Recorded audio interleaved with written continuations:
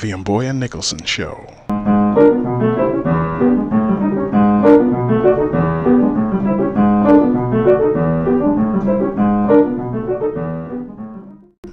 Mboya Nicholson, and this is the first of this podcast. I'm a pianist, and I'm always interested in digging into what is the tradition of the music and how it moves forward.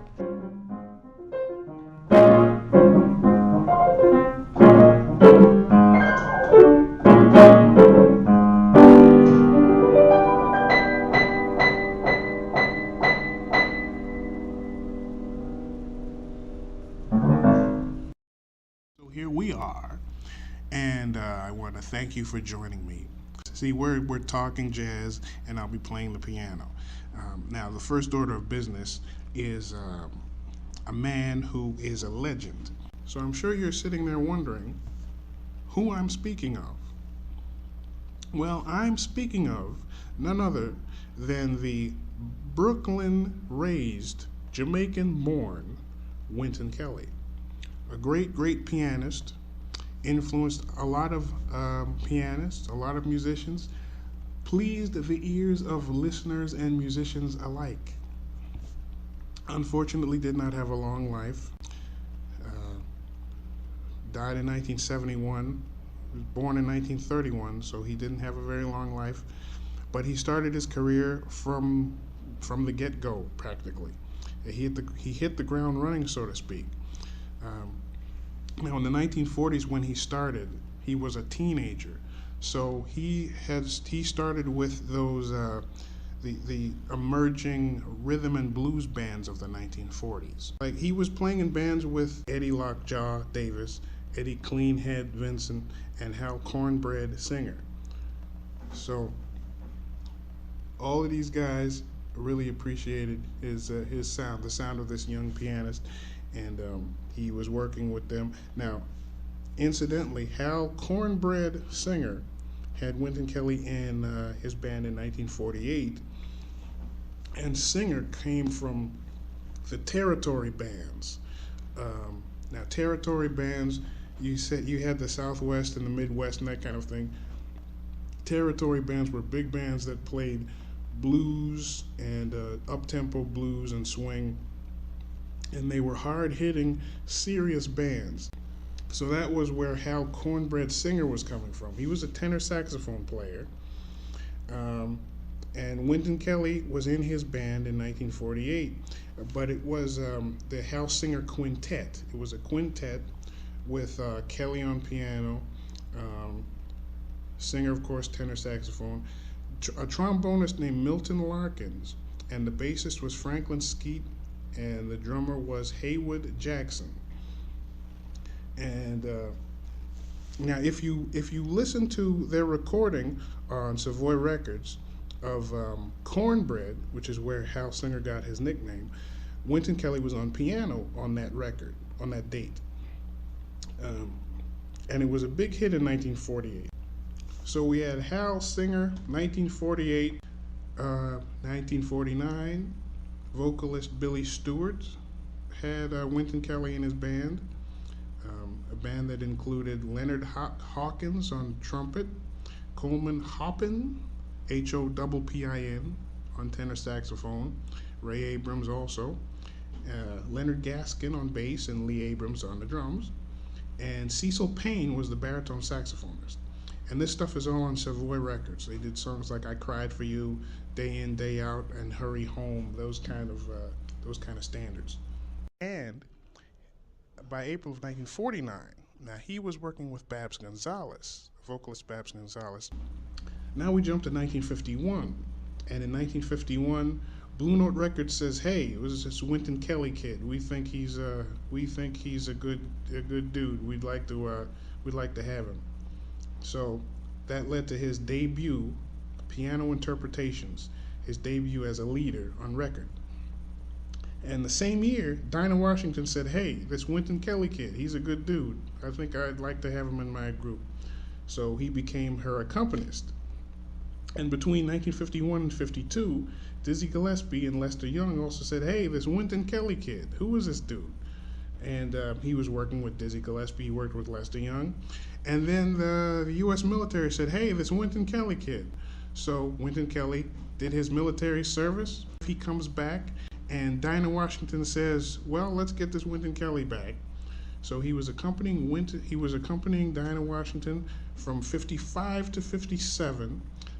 In between that, Charles Mingus he played with in 56, from 56 to 57, and he was with Dizzy Gillespie's big band, Dizzy's orchestra, in 57.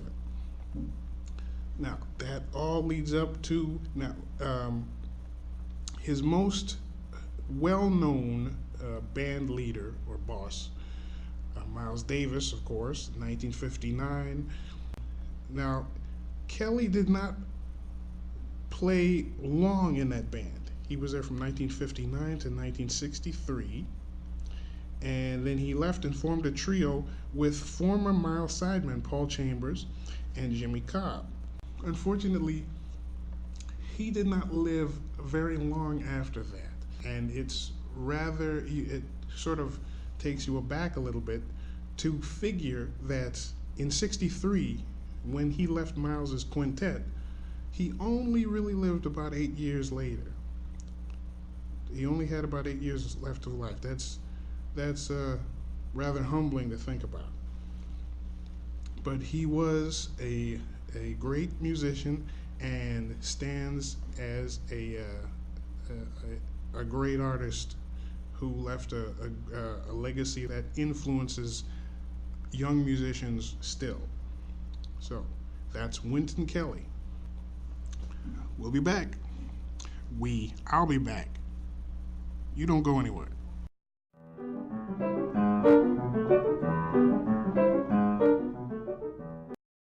And now, favorite albums.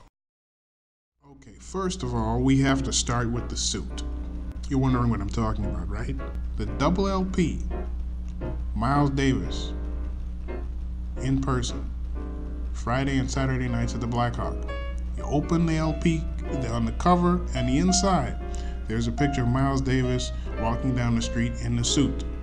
Now, I'm 10 years old, and I see this suit, and I'm thinking, if I could just get a suit like this, I could play jazz. And to hear how everybody breathed together. See, people think that children can't hear this stuff, but they're not necessarily lost on complex music. And that was one of my favorite albums. I played it over and over and over and over and over. And I'm talking about the LP, vinyl. And of course, being a piano student, Wynton Kelly was one of my favorites.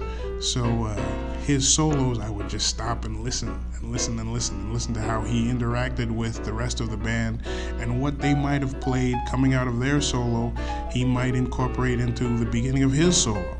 And it was like a conversation, a little conversation. And I couldn't understand all of what I heard, but you get the gist of things. You can hear where people are going. But that was one of my favorite albums. And his solo on Bye Bye Blackbird, that was great. I just loved that. I loved it to death.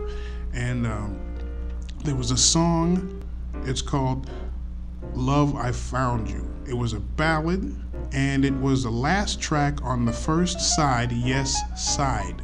Records had sides. Google it.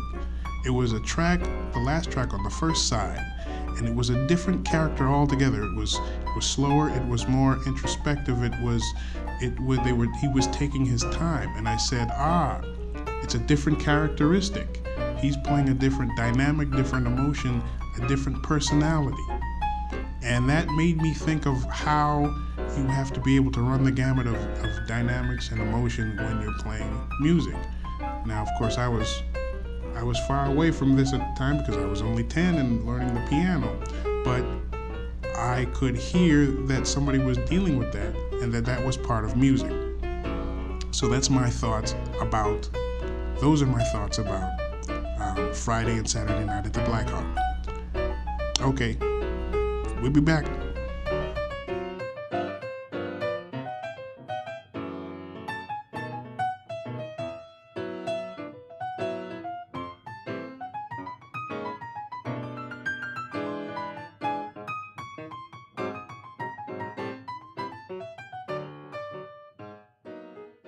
And now we come to the musical portion of the program. This is an original composition, and it's called When Love Is Where You Live.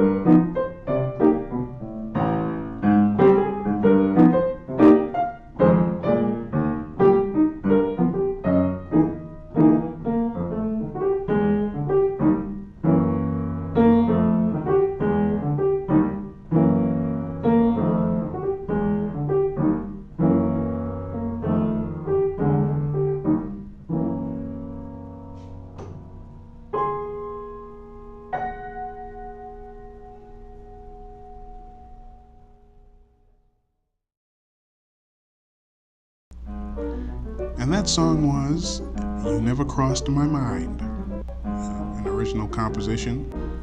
Well, I'm in the beginning stages of this organization of the show. I hope you've enjoyed listening, and I hope that you found something valuable out of what has been happening here. And thank you for listening. Bye for now.